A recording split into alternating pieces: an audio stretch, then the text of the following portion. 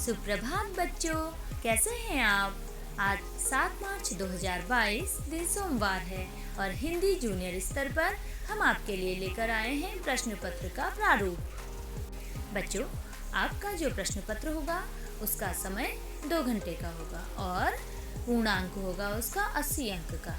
तो इसमें इस प्रकार से कुछ प्रश्न आते हैं। जैसे पहला है, निम्नलिखित गद्यांश को पढ़िए और पूछे गए प्रश्नों के उत्तर दीजिए। तो यहाँ पर एक गद्यांश दिया है और उसमें से कुछ प्रश्न नीचे दिए गए हैं। उन प्रश्नों के उत्तर उसी गद्यांश से ढूंढकर आपने लिखने होंगे। दूसरा प्रश्न है बच्चों, निम्नलिखित प्रश्नों के उत्तर दीजिए। प्रकृति का जादू किसे कहा गया है? लंदन में भोज पर बुलाए जाने पर गांधी जी ने क्या किया? और अन्य ऐसे ही जो प्रश्न दिए हैं। तो बच्चों, यह प्रश्न आपके पाठ्य पुस्तक के पाठों से दिए गए हैं। तो आप अपने पाठ्य पुस्तक के समस्त पाठों के प्रश्नों को अच्छी तरह से याद कर लेंगे। अगला प्रश्न है बच्चों, प्रश्न नंबर 3, 2 दिन के अवकाश हेतु प्रधानाचार्य को पत्र लिखिए अथवा अपने मित्र के नाम एक पत्र लिखिए। तो आप जो आपको अच्छे से याद हो, या तो प्रधानाचार्य को पत्र या फिर मित्र को पत्र, कोई भी एक लिख सकते हैं।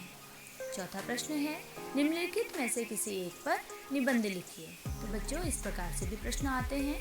क है हमारा विद्यालय, ख है दीपावली। तो निबंध अवश्य आते हैं, तो आप कोई भी सारे निबंध आप याद कर सकते हैं।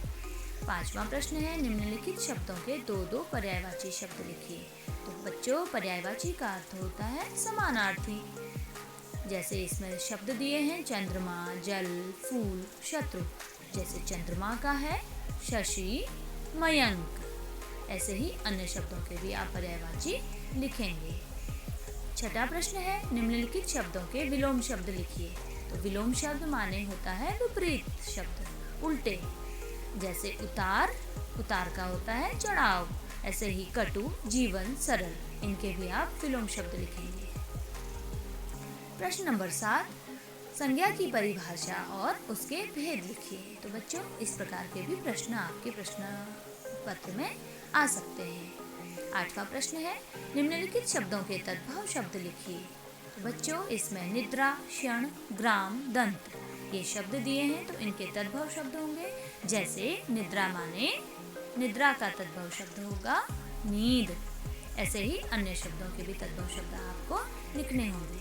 9वां प्रश्न है, निम्नलिखित मुहावरों के अर्थ लिखकर वाक्य के प्रयोग कीजिए। तो बच्चों, इसमें मुहावरे हैं, मुहावरों के अर्थ लिखने हैं और उनका वाक्य प्रयोग भी आपने करना है। जैसे ईद का चांद होना, ईद का चांद होना का अर्थ होगा बहुत दिनों बाद दिखना। ऐसे ही छक्के छुड़ाना, फूले न समाना। अब 10वां प्रश्न है बच्चों, निम्न शब्दों से उपसर्ग अलग कर लिखिए।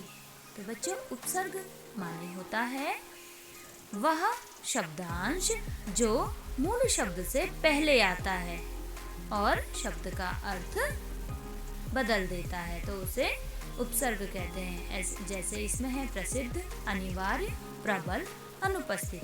जैसे बच्चों, प्रसिद्ध है, प्रसिद्ध में पर उपसर्ग और सिद्ध पर धन, सिद्ध, प्रसिद्ध। 11वां प्रश्न है बच्चों, अपनी पाठ्य पुस्तक की कंठस्थ की गई कविता की 8 पंक्तियां लिखिए।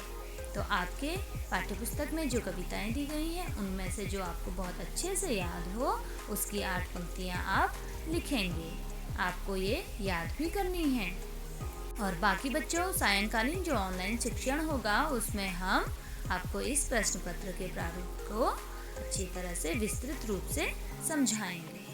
साथियों, अगर अभी तक आपने इस चैनल को सब्सक्राइब नहीं किया है तो प्लीज सब्सक्राइब का बटन दबाकर इसे सब्सक्राइब करें, घंटी का बटन दबाकर ऑल नोटिफिकेशंस ऑन कर दें ताकि हमारे लेटेस्ट वीडियोज आपको मिलते रहें। आपका बहुत बहुत धन्यवाद।